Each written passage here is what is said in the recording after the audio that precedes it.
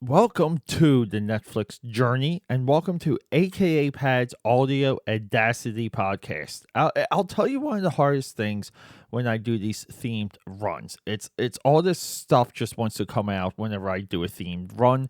I run into this every year with the 31 Days of Dread. I'm running into it now because I just want to do this deep dive into Godzilla, and I want to do a deep dive into Mortal Kombat, and I want to do a deep dive into Justice League, the Zack Snyder Justice League, and the whole DCEU.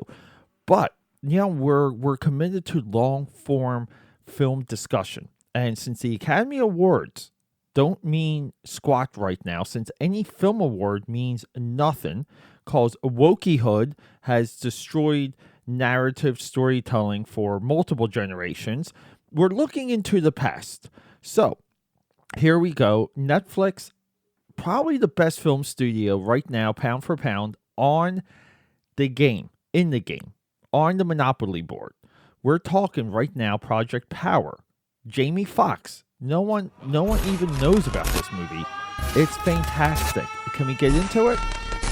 Okay, quick disclaimer on this beautiful summer day. It's a spring day. I'm saying summer. I mean spring. It's such a nice day. Nice, cool, sunny day, a little bit of a breeze, perfect windbreaker weather.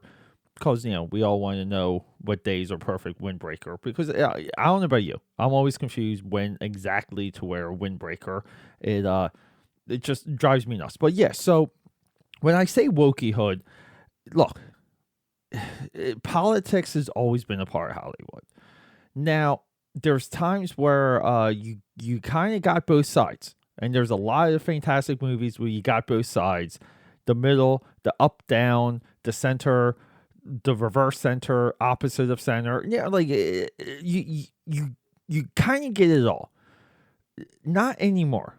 Okay, it literally is one sided. So some of it works and some of it doesn't.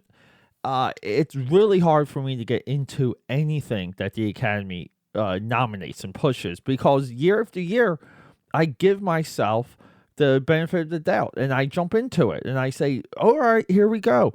Watch this, watch that. Look. I even Parasite, I think was like pretty much like a middle movie. It really was. I'm sorry.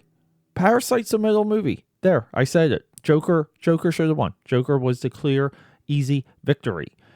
I can't deal with it. Project Power, Netflix. Beautiful springtime day. I'm doing Bad Eats later tonight too, 8 o'clock on IG. For any of you that want to be face to face with the AKA Daddy and his boy Brian, the BAM, Bam Moder. I forget his middle name, but okay, whatever. We're doing Cheetos mac and cheese.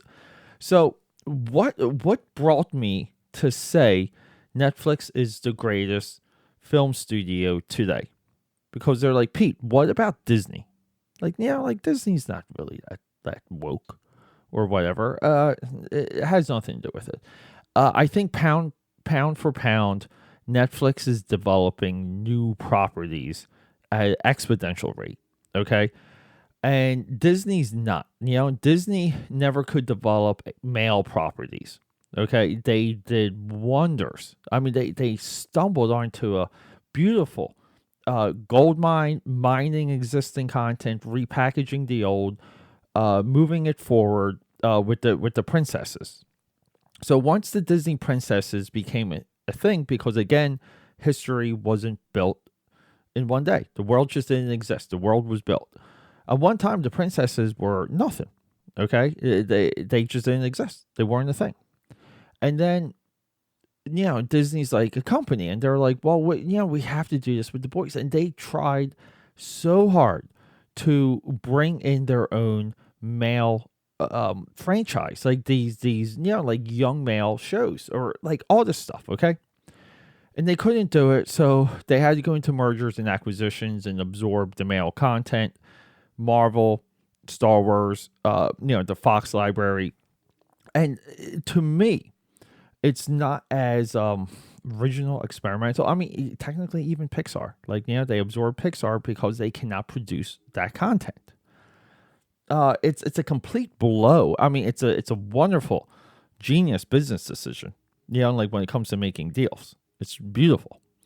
But when it comes to content creation and imagineering, whatever you want to call it, it's a failure. It's sad. So Netflix is just endlessly cranking out these new ideas, and we were like I said, it really came to a head. I guess technically, pun intended there, with Six on the Ground, where I thought that was such a powerful, prominent, crazy action movie that it's just there.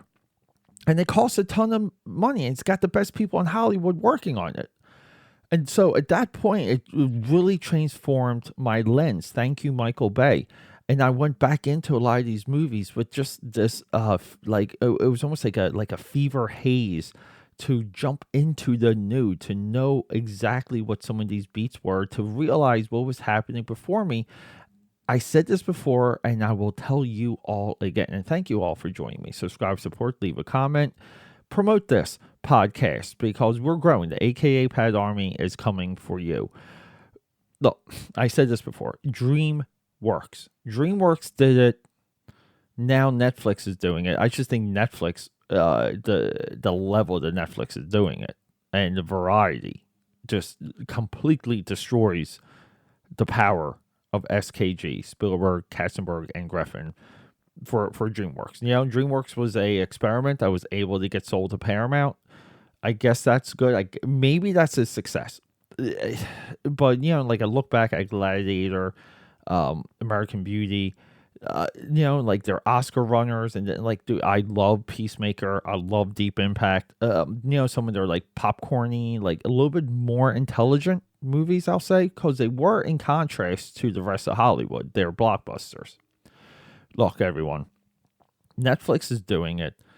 Project Power, okay? A little bit of time went between me watching this movie. I recently started rewatching it again, and it was amazing. You know why it was amazing? Because I remembered so much. I love all the characters in this. I love the situation. I love the environment. Jason Gordon-Levitt, or is it Joseph Gordon-Levitt? Joseph Gordon-Levitt, okay? So freaking awesome. Jamie Foxx, so freaking awesome. There's a girl in this that's almost like a baby drug dealer to support her family. She's amazing. And what we have this this gimmick. It's called Project Power. You take a pill, and for 5 minutes, it unlocks your superpower. Now, we know where this movie's going. It's going in two directions. Jamie Foxx is going to have to take the pill, and Joseph Gordon... I always want to say Jason. Joseph Gordon-Levitt wants to take the pill too, right? So the movie's going to happen there. And along the way, they're hunting down bad guys because this pill is sold illegally. This is the beginning of the movie. It goes right into it. They're hunting it down. These two are going to come to a head. They're going to team up and get the bad guys because it is somewhat of a reverse buddy crime comedy buddy cop flick type thing. But here's the thing. The escalation of the powers and the display of the powers and the use of the powers of the superhero-ness in this movie is fantastic. It's awesome for a original superhero universe. I have to say it. I think this is one of the best. Everyone likes to say Chronicle, but look, Chronicle is awesome. Chronicle is it, okay? But it's not as vast. It's just not. This movie is. This movie has a superhero DNA that runs through. It has a great hook. It has a wonderful gimmick. The way that it is shot. Any movie that's what's that Paul Walker movie? Running Scared. Okay, Batman Forever. Okay, any of these movies that it's like a dark background, but then there's insane highlights, like a color red, beaming on the dude's face, and the other side is a blue. I'm in. It's just beautiful.